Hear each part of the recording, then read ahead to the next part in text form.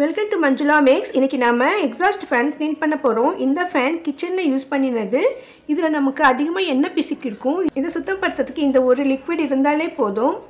ஒரு துணியில் இந்த லிக்விடை தொட்டு நனைச்சிட்டு லைட்டாக தொடச்சாலே போதும். அப்படியே பளிச்சுன்னு ஆகிடும் பாருங்கள்.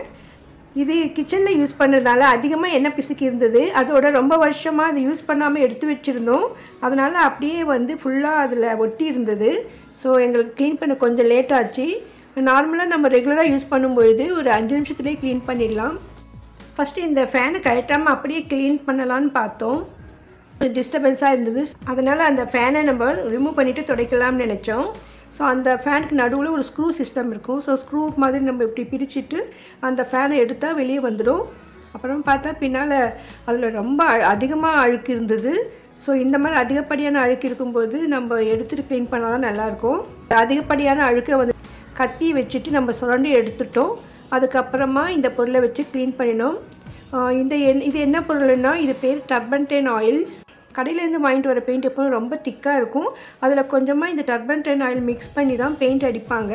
ஸோ அந்த ஆயிலை வச்சு தான் நம்ம க்ளீன் பண்ணினோம். அதிகப்படியான அழுக்கு இருந்ததால் அந்த எண்ணெய் பிசுக்கு போகிறதுக்காக ஒரு சின்ன கத்தி எடுத்து சுரண்டி விட்டோம். ஸோ அதனால் இன்னும் கொஞ்சம் ஈஸியாக வேலை முடிஞ்சிடும். இல்லைன்னா நம்ம அதிலே நிதானமாக தேய்க்க வேண்டியிருக்கும். இது உட்புறமாகவும் நிறைய அழுக்கு இருந்தது. ஸோ நம்ம கீழே எடுத்து க்ளீன் பண்ணும்பொழுது இந்த மாதிரி கையை வச்சு தொடச்சிடலாம். ஒருவேளை நீங்கள் அந்த சோத்தில் மாட்டிருக்கும் போதே க்ளீன் பண்ணணும்னா ஒரு சின்ன ப்ரஷ்ஷு, இந்த டூத் ப்ரஷ்ஷை பழசு அந்த மாதிரி எடுத்துகிட்டு அதில் நம்ம டர்பன்டைன் ஆயில் தொட்டு அந்த மாதிரி தேய்ச்சி விட்டால் போயிடும். நீங்கள் டர்பன்டைனுக்கு பதிலாக தின்னர் கூட யூஸ் பண்ணிக்கலாம். ஏதாவது ஒரு பொருள் இருந்தாலே போதும். நான் லைட்டாக துணியை வச்சு தொடச்சிட்டா போதும். அதிகமாக அழுக்கு இருந்ததால் ஒரு 3 வாட்டி நாங்கள் தொடச்சோம். ஃபஸ்ட் டைமெல்லாம் க்ளீனாக இருந்தது.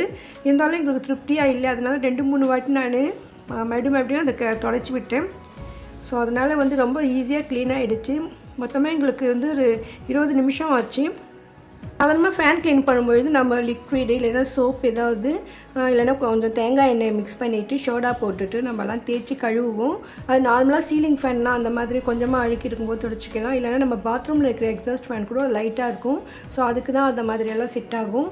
இது கிச்சனில் யூஸ் பண்ணுற ஐட்டம்ன்றதால இதில் அதிகமாக எண்ணெய் பிசுக்கு இருக்கும் பொழுது நார்மலாக சோப்பெல்லாம் போட்டு தேய்ச்சா முடியாது, ரொம்ப கஷ்டம். இது கரண்ட் வயர்லாம் இருக்கும்பொழுது நம்ம தண்ணியெல்லாம் யூஸ் பண்ணாமல் இருக்கிறது தான் நல்லது.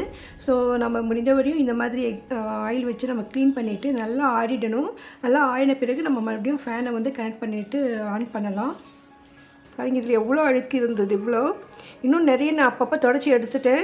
ஏன்னா நம்ம ஒரு தடவை க்ளீன் பண்ணதுக்கு எல்லாம் தூசி இருக்கும்போது மறுபடியும் இதில் ஒட்ட ஆரம்பிச்சுது. அதனால் ஃபஸ்ட்டு ஒரு தடவை 2வது ஒரு தடவை க்ளீன் பண்ணும்போது இந்த தரையை சுத்தம் படுத்திட்டு மறுபடியும் வச்சு தேய்ச்சோம். பாருங்கள், இப்போ எவ்வளோ க்ளீன் ஆகிடுச்சு.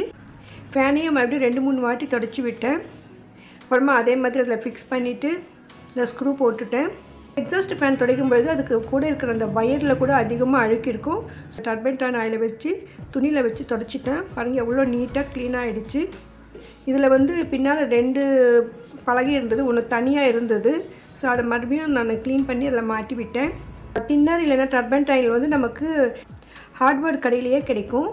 இந்த வீடியோ உங்களுக்கு யூஸ்ஃபுல்லாக இருக்கும்னு நம்புகிறேன். வீடியோக்கு லைக் போட்டு சேனலை சப்ஸ்கிரைப் பண்ணுங்கள். தேங்க்ஸ் ஃபார் வாட்சிங்.